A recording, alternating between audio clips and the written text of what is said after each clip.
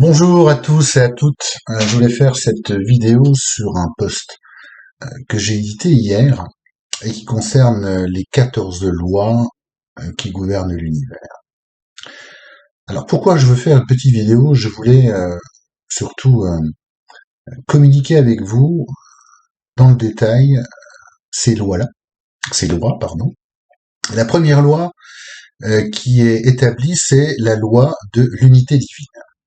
Alors je vous lis ce que j'ai posté. Cette loi nous indique que nous vivons dans un monde dans lequel tout est connecté. Tout est énergie, et toute énergie est une extension d'une source d'énergie communément appelée Dieu. Tout ce que nous faisons, tout ce que nous disons et croyons affecte notre entourage. Énergie. Nous sommes énergie. Le monde, le cosmos, tout est énergie. La création de ce monde a été faite forcément par une source divine. Alors on l'appelle Dieu, on l'appelle l'univers, on l'appelle le créateur, on l'appelle comme vous le sentez, peu importe le nom. Ce qui est important, c'est que ce que nous émettons en pensée affecte forcément en énergie tout ce qui nous entoure. Et tout ce qui nous entoure nous affecte. Cette première loi divine, elle est fondamentale dans la mesure où la connexion à la source, nous sommes la source. Nous sommes forcément intégrés à la source. Nous sommes forcément connectés à la source. Sans la source, nous ne serions pas là. Et cette existence énergétique du monde, du cosmos, de l'énergie universelle nous traverse. Et de comprendre que nous sommes tous connectés, que nous ne faisons qu'un, c'est imager, par exemple, que cette création, ce créateur, cette source divine, a explosé tel un puzzle et nous avons tous un petit bout de la vérité. Nous ne sommes pas la vérité, nous n'avons pas la vérité, nous avons une partie de la vérité qui est la nôtre, dans notre vision du monde, mais nous sommes tous connectés à cette vérité.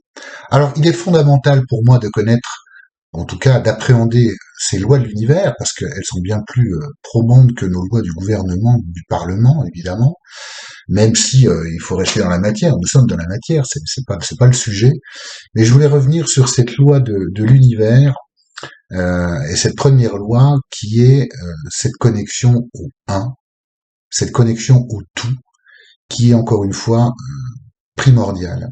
Elle est primordiale parce que, comme l'a dit Einstein, l'énergie ne meurt jamais, elle se transforme, mais elle ne meurt pas.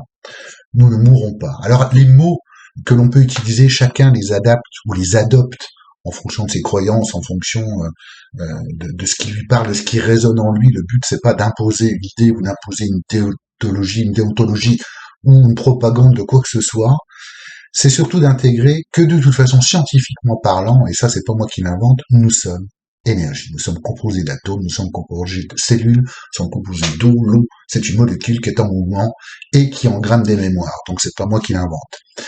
Et cette énergie, on peut l'appeler l'énergie universelle, l'énergie divine, l'énergie de la source, etc.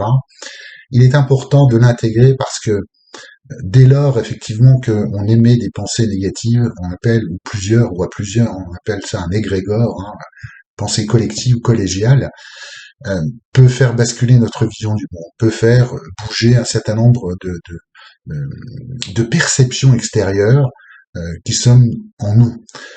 Tout vient de l'intérieur vers l'extérieur, et tout ce que nous allons effectivement penser, croire, dire ou faire va forcément jouer un rôle dans la réalité que nous souhaitons voir à l'extérieur de nous. Donc tous un, tous connectés, nous sommes tous unis dans cette divinité, dans cette grandeur de cette source divine.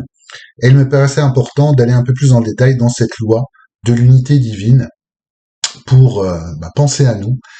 Et plus on va effectivement le comprendre, plus on va l'intégrer, plus on va le véhiculer, plus on va le vivre, et plus on va travailler sur nos pensées, plus on va s'auto-observer dans ce que l'on pense, dans ce que l'on dit, dans ce que l'on fait, plus le monde changera.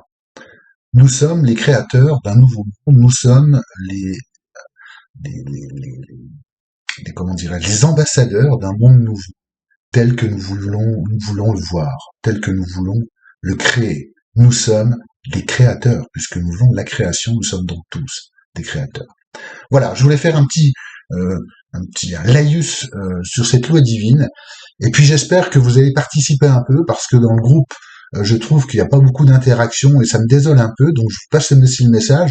J'aimerais que vous posiez des questions, vous interagissiez aussi de votre côté, que vous nous donniez des sujets. N'hésitez pas à poster également sur des idées, sur des éléments qui vous tiennent à cœur, pour que nous puissions échanger. Peut-être des questions qui vous interpellent, peut-être des sujets que vous voulez aborder. Ce sera avec grand plaisir que je vous accueillerai. Ce groupe est fait pour vous, il n'est pas fait pour moi, il est fait pour être nourri, mais il est fait aussi de nourriture de vos énergies à vous, et j'y tiens absolument. Donc je compte sur vous, je vous remercie d'y contribuer, et je vous souhaite une excellente journée. À très bientôt, merci. Au revoir.